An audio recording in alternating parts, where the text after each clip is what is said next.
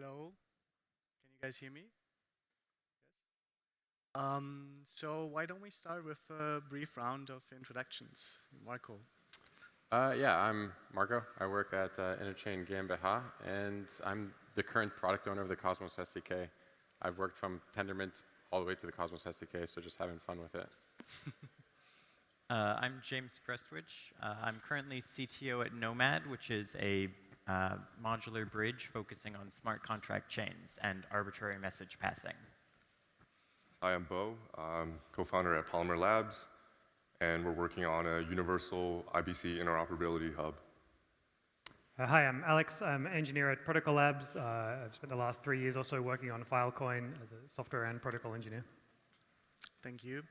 So Mustafa made this very clear distinction this morning, what like a modular blockchain is and what like modular software is, and where the distinction, he drew a clear line. So let's also like briefly summarize what like modular design in general is. Like a modular design means that you basically break up a system into smaller parts, so-called modules. They can like be used in other contexts, that can be changed, or yeah, basically you can plug them into other systems as well. And in modular software or like modular programming, you basically subdivide your program in modules where the modules only execute the part that you care about. So, and yeah, modular blockchains is when you basically outsource core functionality of a blockchain. I think that was made very clear throughout the day. So I wanted to ask the panelists, like, where do you see like modularity emerging, basically in your like in the fields that you work on, like in the Cosmos SDK? I think Zaki took most of it away in his talk, but maybe you have more for us. Yeah, unfortunately I didn't see Zaki's talk, so I don't know if I'm going to say something wrong now. But the Cosmos SDK was always built, or the Cosmos ecosystem was always built with the mantra of like, there'll be many chains in the ecosystem, kind of this interchain world with IBC. And so the idea of like modularity in a framework to rebuild, to build new blockchains and make it faster to scale has always been at the core of Cosmos. And so with the Cosmos SDK, it's evolved over the last, it's been around for like 6-7 years now. And now at the most latest, I think it's the most advanced, and it's truly modular. Now we're seeing chains pop up in the Cosmos ecosystem that go from like inception, and then 1 month later they have mainnet, and we really haven't seen that. And building a modular software stack allows people to accelerate their products. Thank you. Right now in bridges, we're seeing a lot of modularity in the separation between communication channels and the applications that they run, between how you actually pass data between chains and between what's done with that data, like token bridges, NFT bridges, governance systems. One of the things we built at Nomad that we're very excited about is a strict interface for how a communication channel connects to an application. And this should let applications like bridges swap out IBC for Nomad channels for anything else they want. In general, we think of modularity as finding the right place to separate a concept into two smaller pieces and finding the right interface for that concept. Finding the right interface for that separation, and defining the contract around it, how people use it, and what they can rely on. Yep. As a Polymer, we see IBC as defining those interfaces, like James said, in a really nice way, kind of separating the like transport, authentication, ordering layer from some of the application semantics. You can kind of see it in the interchain standards.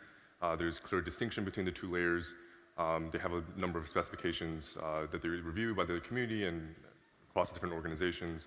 And one more thing I would like to say about what Mark was talking about in terms of the Cosmos SDK is that I think the Cosmos SDK does a really good job of making the components so modular that you can replace certain components, like with what Celestia was able to do, come and replace Tendermint Core with Optimint, and basically do what they do and be able to innovate. And that's a really important thing that I see here, is that it allows different organizations to come together, build together, and innovate very quickly. Yeah, I mean, modularity of software is very core to how Protocol Labs tries to build things. IPFS, for example, has a sort of strong brand as a thing, but really IPFS is a collection of protocols and components that are put together. A data model in IPLD, some network transports from libp2p, a few different ways of exchanging information. And so really, we don't think of there being a protocol as IPFS, but a node can participate in an IPFS network if it uses a similar network protocol and if it adopts one of the transport protocols, one of the data exchange protocols that one of our IPFS nodes will use. And then similarly, those pieces can be taken by other projects, and so other projects will use libp2p for their networking. That automatically puts them a step closer to interoperating with other projects that do the same thing. And the IPLD data model, again, is not specific to IPFS and is a foundation for other applications' data models. Thank you. Yeah, so the Cosmos SDK was mentioned several times. Like in the Cosmos SDK, and particularly in Tendermint, do you see anything like that is currently more monolithic that should be more modular, Marko? Thankfully, no one here is who works on Tendermint core. I'm very opinionated on this.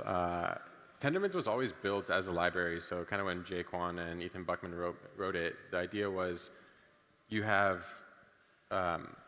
consensus, you have P2P and all these things, but it's like if someone wants to switch out consensus, like from Tendermint consensus to like hot stuff, it should be easy enough to do it. It was always meant as like a consensus framework, a consensus library. And over the years, building modularity is very difficult, especially at a low level, because you're kind of making assumptions of how the application developers will use it. How the clients will use it is somewhat easier, but application developers, the deeper they go, the more freedom they need in developing their software. And so at the lower level, Tendermint has kind of shifted less from like being super modular to being a bit more opinionated, because if you make too many opinions or you don't make that many opinions, then it becomes really hard to build software. But in Tendermint in general, like I just want it to be more modular. I want it to switch out P2P with like a click of a button instead of having to fork the code and rewrite some stuff. Yeah, that's what we do at Celestia. So one aspect that was also mentioned several times is like IBC. Is that also, would you also describe it as modular, or is it something specific to the Cosmos ecosystem only? Maybe James? I really enjoy working with IBC. It is modular in a sense that it can be applied to other ecosystems. I think that the amount of effort it takes to reach other non-Tendermint ecosystems right now is very high.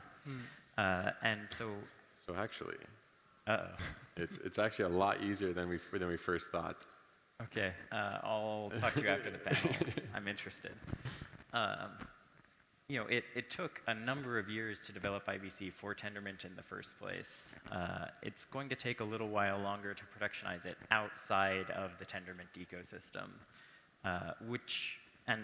in like the ETH2 model where they have a proof of stake system that admits some reorgs, we have a lot more work to do to parameterize IBC and make it work for the Casper-based consensus system, which is why we focus on not just the IBC connection, but what applications can we build today that can be eventually connected by IBC once it's ready, and what channels can we build that can be used today that can be swapped out for something more secure or faster once it's ready. This is one of the great parts of modular design, is it allows us to go, build scout modules that go fast, break things, colonize new ecosystems. Not colonize, but explore. Explore, that's a good word. Tracer bullet style. Wander around new ecosystems, find what works. And then we can bring in these heavier and better things like IBC in the long run once we have figured out what an application developer wants in a specific chain ecosystem. Modularity allows progressive development and upgrades over time. Let's talk a bit more about bridging and IBC in that sense. So, modular blockchains, does it make your life much harder as a bridging provider, or like as someone building bridges, thinking about bridges? I think so. Sorry. You can go. I think so. I think there's more considerations to make. For example, like when you separate consensus from, or perhaps execution from the data availability and consensus layers, now you have to say like, well, on this end we have like data availability headers, on this other end we have state-proof headers. We have to somehow combine these things when we want to, perhaps produce a fraud proof. But yeah, I think there are more considerations to make and how all the pieces fit together. It's not fully clear yet, but I think we're going to be able to figure those things out. Yeah, one of the interesting challenges is that the bridges like IBC, which are kind of the ideal, most secure model you can get, they mix the execution and consensus layers. They have to cross that boundary. They can't be confined to one or the others. The bridges that we work on and that can be iterated fast, they stick in the execution layer. They don't really touch the consensus systems. So modularity might make this more challenging to reach the long-term goal of having these consensus layer bridges everywhere. Because there will be more consensus modules that we have to account for. And more execution modules as well, right? Which will also play into these kind of bridges. Right? Yeah, let's take a step back and talk more about modular software as well. So one aspect. So first of all, do you see any downsides of building your software more modular? Maybe Alex or Marko. Sure. Yes, there's always a trade-off, I think, to building something more modular. To build a module to be reused by others is, in a sense, to take on an obligation to serve others' needs, and you don't know who they are when you start building, and they don't know who they are when you start building. But eventually, you'll have to, in order to serve some needs well, you'll have to optimize towards those and necessarily be less good for some other use cases. And so at some point, someone else coming along with a new novel application, wanting to plug it together out of modular pieces, will find that they just they can't get the performance or the features that they need. And so at the other end of the stack is sort of vertical integration. And there is a great place in the world for vertically integrated software and vertically integrated systems. Car manufacturing is probably a timely example now where for a long time, car manufacturers were outsourcing and modularizing and buying and putting together components from other lower level manufacturers. And there was this old joke in the auto industry that you could see the org chart of the car company from the layout of the dashboard. And you could see there was a climate control team and a radio team and a navigation team and so on. But then Tesla came along with entirely new needs, and so they are a vertically integrated car company, and they make almost all of their own components, and they use their own manufacturing processes and can produce a different thing at a price and performance that could not be met by stitching together the modules that existed beforehand. And so I wouldn't be at all surprised if we see a continual sort of back and forth between modularity and vertical integration. In 5 years' time, maybe we'll be at the Vertical Integration Summit about all of these special purpose blockchains. Interesting. To kind of add on to that, it's like when you're building modular software, you're also providing a guarantee of security and kind of the assumptions you made when building the software. But especially you can't predict what a developer will do when they use your software. And so you providing a guarantee for this software and then maybe them taking it and changing a few variables kind of breaks that guarantee. But for them, it's if they say, we are using the Cosmos SDK and we got hacked, it's no, you guys are using a fork of the Cosmos SDK that you guys rewrote a bunch of stuff. This shouldn't really fall on us because the Cosmos SDK, we provide a security guarantee of the software that's in the code base. Yeah, you kind of have to teach developers not just about the system that you built, the module itself, but about the interfaces and the boundaries of that module and what they have to do to keep the module working with other modules correctly. So there's a lot more developer mental overhead for these things. Yeah, and you end up talking with a bunch of users, how are you going to use the software? And I think in the current blockchain space in the past year or something, we've kind of run into this cycle of we're kind of rinse and repeating many similar products. And then so it's you build your modularity to serve these products, then you all of a sudden get a team that does something out of the box, and you're okay, wow, this is where we want to be going, because this is pushing the boundaries, this is something that's next, this is the place that we're comfortable in right now.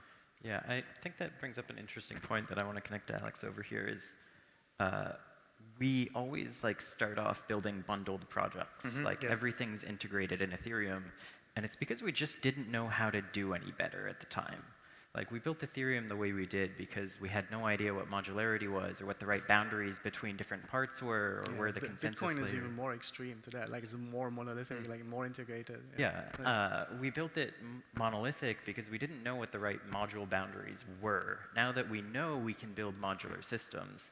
And then eventually, once we have modular systems everywhere, people are going to want to go back to monolithic to eke out those, those little gains they can get by eliminating the edges between modules. Yeah, it's the typical problem of we like replace what microservice Alex. architecture. Yeah, exactly. Like in web development, we've seen it go from monolithic services to microservices and back to monolithic because people get frustrated with whatever the current model is. Yeah, that's basically what Alex also said previously. There will be a constant back and forth. Yeah, we're in a great space now where they're like, it's all about the pace of innovation. And modularity is fantastic for, you can quickly plug together a few things and maybe you take some trade-offs, but you can learn really fast. But once we really know what we're doing,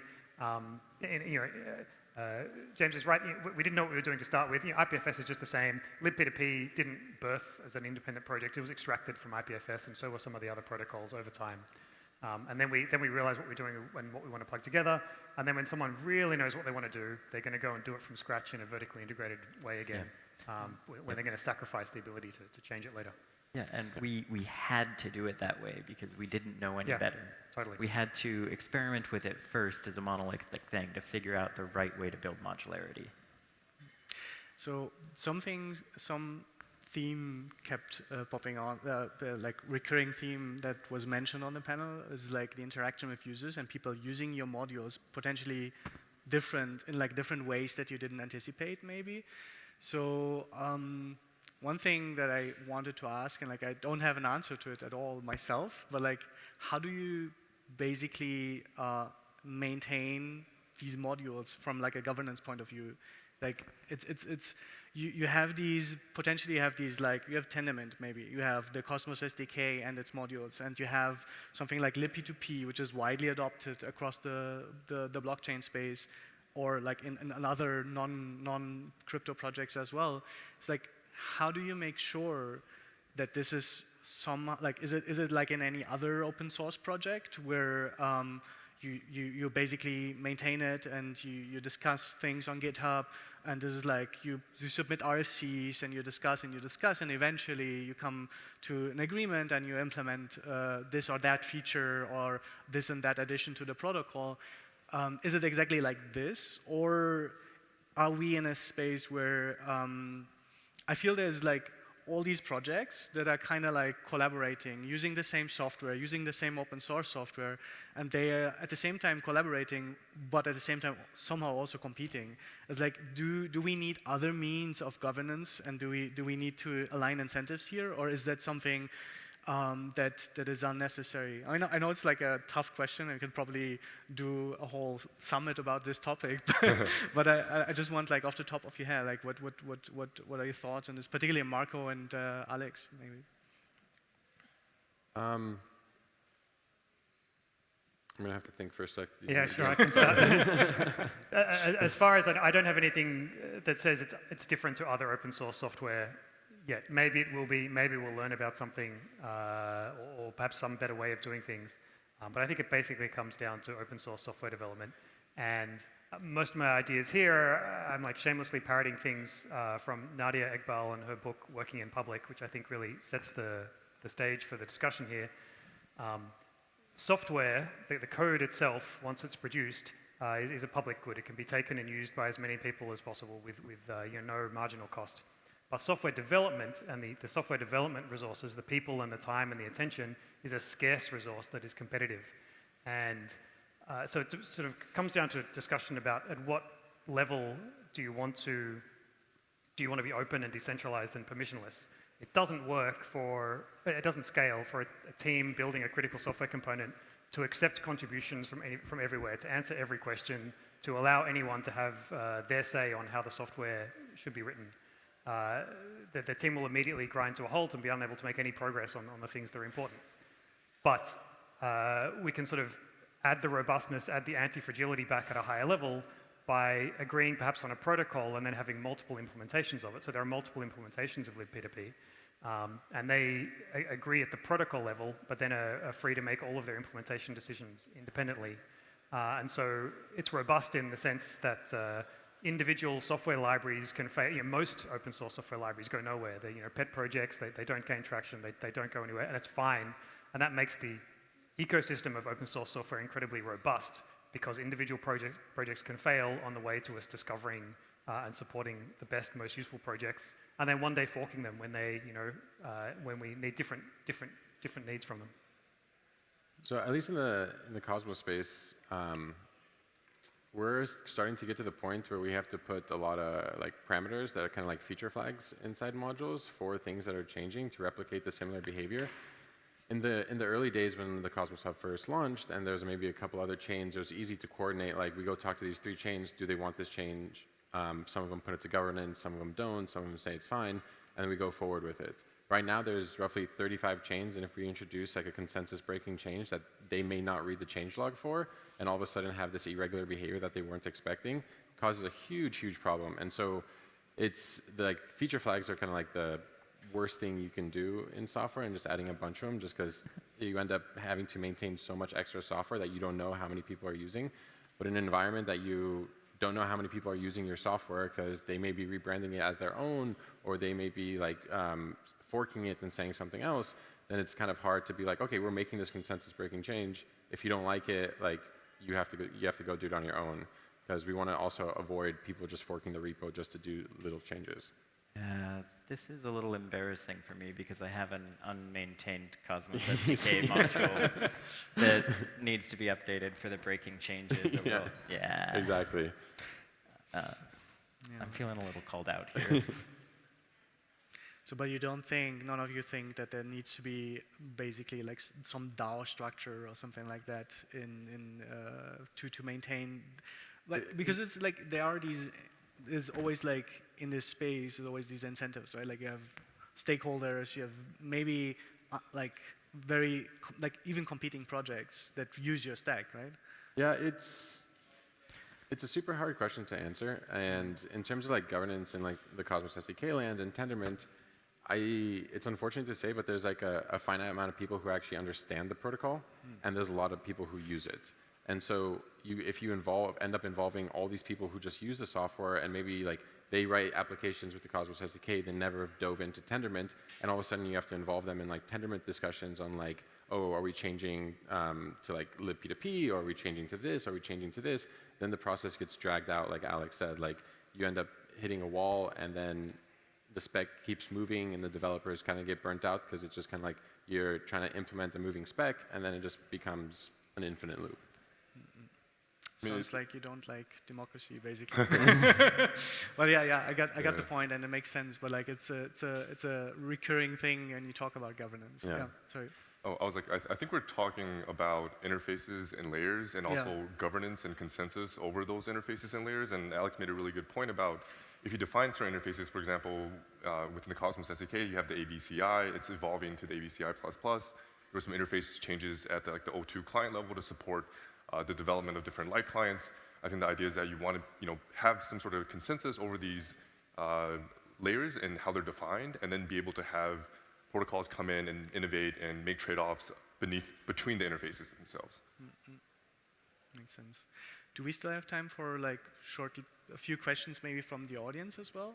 If there are any. I always asked a few questions before, and I was keep them for later. But not sure if people are still here. Are there any questions? Don't be There's shy. one over there. Where? Up there. There we go. People are running away. You can introduce yourself. Hi, I'm Max. Can you comment on maybe there'll be an overlap in the future where the communication mechanism, the bridges, overtake the actual chain? A future where the communication layer in the bridges overtake the chain? So where we're looking at modularity, especially with Celestia, where it sort of enables cross-chain applications, would you see that the bridging technologies become more dominant than, say, on-chain activity? Colonization. That's an interesting question. Typically, the bridging technologies can't provide what users want out of a chain. users want to store their assets, to trade them, to lend them, borrow against them, all of these things that bridges are poorly suited for.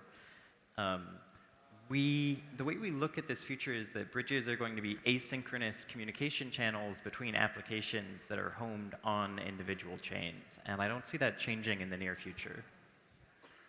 I do think that there will be some bridging standards that are just on every chain, implement the same standard in Solana Rust and Near Rust and Polkadot Rust and Solidity and everything else.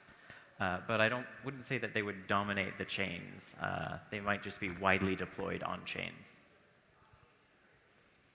Another question? More questions? There's another one over there.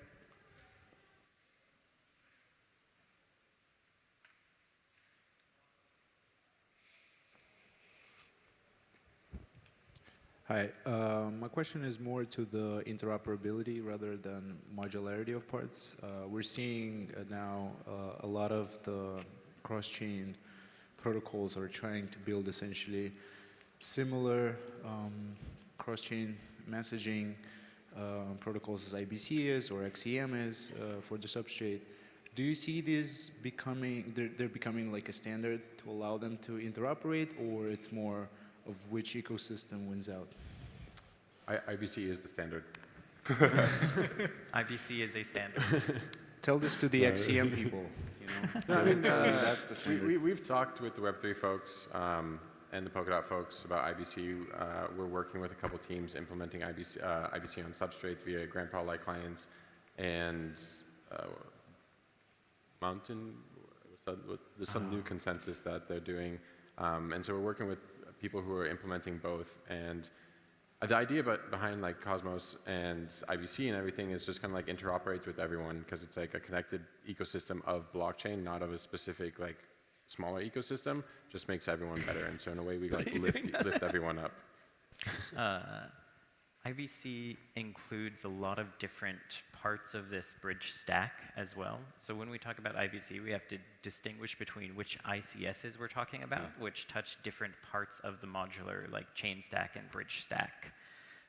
So some ICSs will be the standard, and some of them won't make sense in specific chain environments. So thinking about this a little more, to answer Max's question, I think a little more in depth, you could look at IBC as an example of the communication standard dominating the chain, in that Cosmos chains are designed the way they are in order to support the current set of ICSs. Like Cosmos zones are designed to participate in IBC, and that is one of the defining, most important elements of Cosmos. Yeah, so you can use it off the shelf without adding another IBC client. That makes sense. Yeah. There is, I think, another question over there by Last question. Yeah, yeah. Hi, friends. So basically, I think like, say all this like modular stuff plays out. 2 years from now, what are your thoughts on what this like post-modular world looks like? What things are we going to like focus on? Is it more like application layer stuff? Yeah. That's a great question to end the panel. May I start? I mean, to step back and like look at why we're here, we're trying to build, the reason that blockchains and execution layers and so on are interesting is because we're providing a platform for applications to be built, software for people to use to achieve things. And in our case, ideally, things that are cooperative or collaborative in some way. And so there's a big, there are a lot of modules to be built out in this platform. You know, with a nod to Mustafa's attempt to claim the definition of modularity earlier today, your development platform needs the execution layer, the CPU in the computer, and it needs some RAM, which is the state, and it needs a I/O bus, which is the data availability layer, and it also needs storage, which is Filecoin, and it also needs networking, talking to other computers, which is bridges, and there are lots of pieces here that need to all come together into a platform, and I think we will start to see some standard ways, some standard groupings of these modules in much the same way as like the IBM PC defined a standard platform, much to IBM's detriment, but which then provided the green field for application developers to go nuts on this platform that was well understood and widely implemented. And so I'm hopefully in 2 years' time from now, that kind of platform is understood, and we're talking much more at the application level. Thank you. Okay, that was it. Thanks. That's a good way.